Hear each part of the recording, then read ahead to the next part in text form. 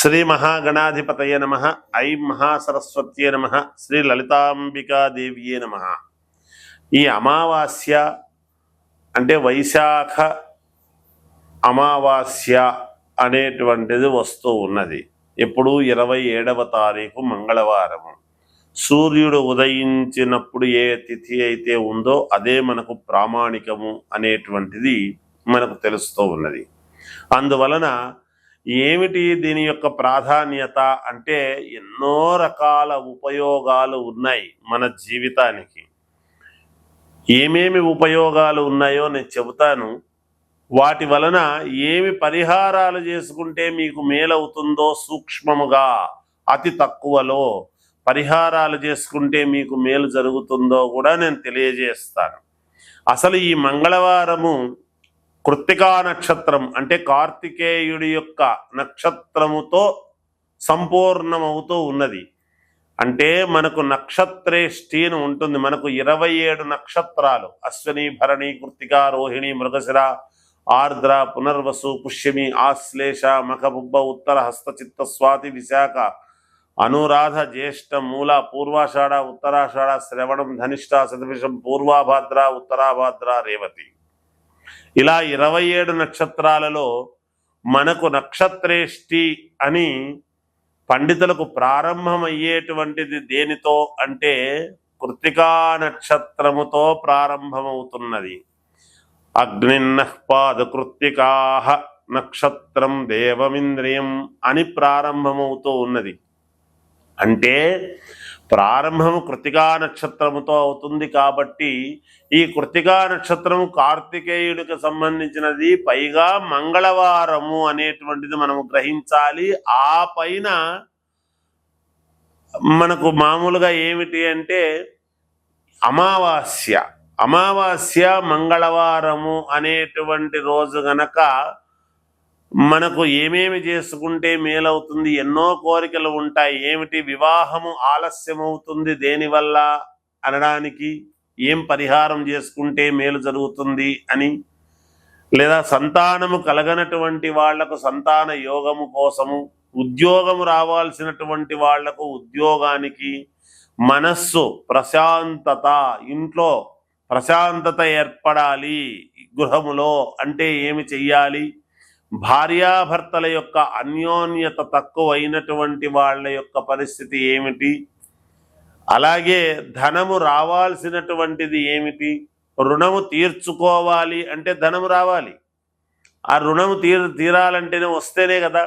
అందువల్ల కుజుడి యొక్క ప్రభావము, ఆ కుజుడు మంగళకరుడు కాబట్టి, మంగళవారానికి అధిపతి కాబట్టి ఈ రోజు చాలా విశేషమైనటువంటి రోజు అనేటువంటిది తెలియజేస్తూ ఉన్నాను. అంతేకాదు, ఎవరైనా ఇష్టపడినటువంటి ప్రేమికులు, నిజానికి ప్రేమికులను ప్రోత్సహించటం అనేటువంటిది కాదు, కానీ అయితే లోకధర్మము కదా, ఇష్టపడినటువంటి వాళ్ళు ఉంటారు.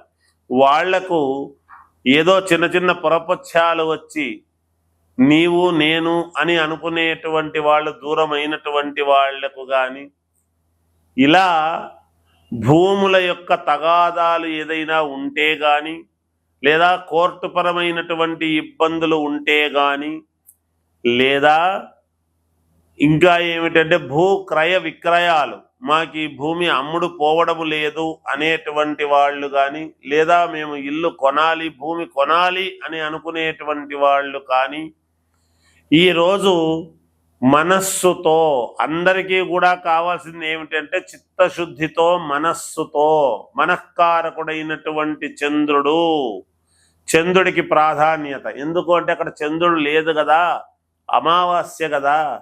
మరి అమావాస్య రోజు చంద్రుడే లేనప్పుడు ఏమిటి అంటే అదే గొప్పతనం. అందుకనే తమిళనాడు వాళ్లకు మనకు ఉండేటువంటి తేడా ఏమిటంటే వాళ్ళు అమావాస్యను చాలా ప్రాధాన్యతగా తీసుకుంటారు.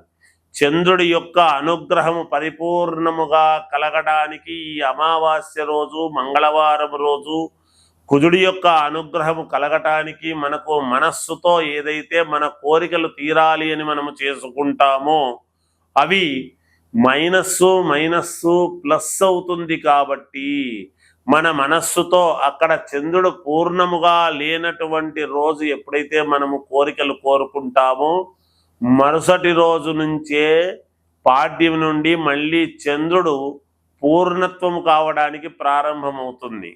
ఈ రోజు విశేషముగా ఏ ఏ రాశి వాళ్ళు ఏమి చేసుకుంటే మీకు ఈ ఫలితాలు దక్కుతాయి అనేటువంటిది, నేను చెప్పినవన్నీ మీ కోరికలే. అనేక రకాల కోరికలు ఉంటాయి. ఇంట్లో పిల్లలకు సరిగ్గా చదవడం లేదన్నా, లేదా పిల్లలకు దిష్టి తగిలింది అన్నా, ఇలా పెద్దవాళ్లకు కానీ నరదృష్టి అయ్యింది అంటే, నూతన గృహప్రవేశం చేసినప్పటి నుంచి, మాకు ఈ గృహం కట్టుకున్నప్పటి నుంచి ఎందుకో కొంచెం సరిగ్గా నడవడం లేదు గురువు గారు, వ్యాపారాలు సరిగ్గా లేవు గురువు గారు, ఇలాంటివి చిన్న వ్యాపారాల దగ్గర నుండి పెద్ద పెద్ద వ్యాపారాల వరకు ఎవరికైనా ఏ ఏ రాశి వాళ్ళు ఎటువంటి పరిహారము చేసుకుంటే మీకు పరిపూర్ణముగా మేలు జరుగుతుంది అనేటువంటి దాని గురించి ఈ అమావాస్య నాడు ఏమి చేస్తే మీకు మేలు జరుగుతుందో నేను చెబుతాను. ఎందుకంటే పూర్ణముగా ఈ అమావాస్య చంద్రుడు ఉండడు, చీకటిగా ఉంటుంది, మంగళవారం రోజు. అప్పుడు గనక ఏమి చేసుకుంటే, ఏ రాశి వాళ్ళు ఎటువంటి పరిహారం చేస్తే మీకు తప్పక విజయము కలుగుతుంది అనేటువంటి దాన్ని ఇప్పుడు నేను మీకు తెలియజేయబోతున్నాను. మకర రాశి వాళ్లకు మీ కోరికలు నెరవేరాలి అంటే ఈ మంగళవారము అమావాస్య రోజు మీరు ఎటువంటి పరిహారం చేసుకుంటే మీకు ఎటువంటి కోరికలైనా సరే నిలబడాలి, నెరవేరాలి అని గనక మీరు అనుకున్నట్టయితే, ఒక ప్లేటు తీసుకొని ఆ ప్లేట్లో నిండా నీళ్లు పోసి ఆ నీళ్లల్లో ఒక ప్రమిద పెట్టి, అంటే నీళ్లు తడవకుండా నీళ్లల్లో ప్రమిద ఉండాలి. ఆ ప్రమిదలో, అంటే మట్టి ప్రమిద, ఆ మట్టి ప్రమిదలో నువ్వుల నూనె పోసి 7 ఒత్తులను ఒకటిగా చేసి అది తూర్పు ముఖముగా ఉండేట్టుగా పెట్టి వెలిగించి, నీళ్లుండాలి, నీళ్లల్లో మట్టి ప్రమిద ఉండాలి. ఒక ప్లేట్లో నీళ్లు, ఆ నీళ్లల్లో మట్టి ప్రమిదలో నువ్వుల నూనె, దానిలో 7 ఒత్తులు ఒకటిగా చేసి చిన్నవి మీరు దాంట్లో వెలిగించి, మీరు చేయవలసినటువంటిది ఏమిటి అంటే పచ్చ కర్పూరముతో ఆ దీపారాధనకు, మీరు చేసినటువంటి దీపానికి హారతి ఇవ్వండి. పచ్చ కర్పూరముతో, మామూలు కర్పూరముతో కాకుండా పచ్చ కర్పూరముతో ఆ దీపానికి హారతి ఇవ్వండి.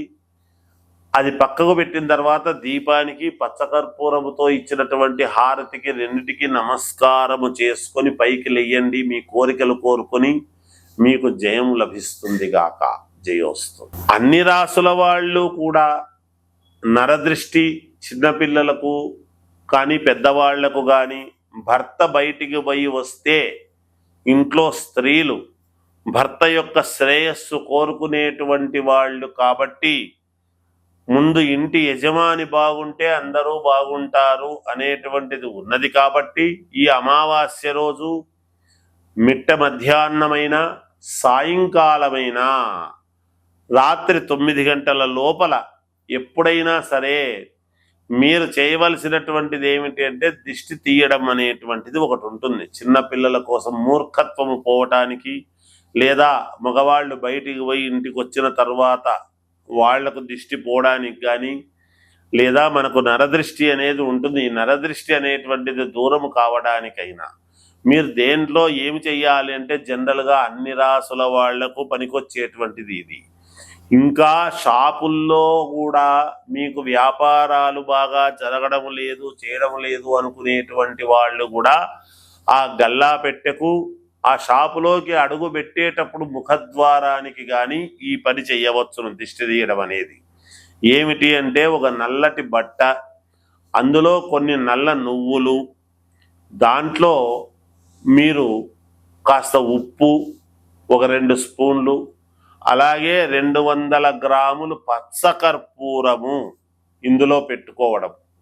పచ్చకర్పూరము, ఆవాలు, మనము తినేటువంటి ఆవాలే, రోజు మనం వంటల్లోకి వాడేటువంటి ఆవాలే 1 స్పూను అందులో వేసుకొని ఇవి ఆ నల్లబట్ట పూర్తిగా చుట్టి ఎడమ చేత్తో దిష్టి తీయటం 3 సార్లు అనేటువంటిది గనక చేస్తే మీ మామూలుగా తల్లులు పిల్లలకు చేస్తారు, మీ కొడుకులకు కానీ కూతుళ్లకు కానీ చేయవచ్చును. అయితే పెద్దవాళ్ళు ఎవరైనా ఇంట్లో ఉంటే వాళ్లకు మీ భర్తలకు చేయమనండి, అతని తల్లి కానీ అత్త కానీ ఉంటే.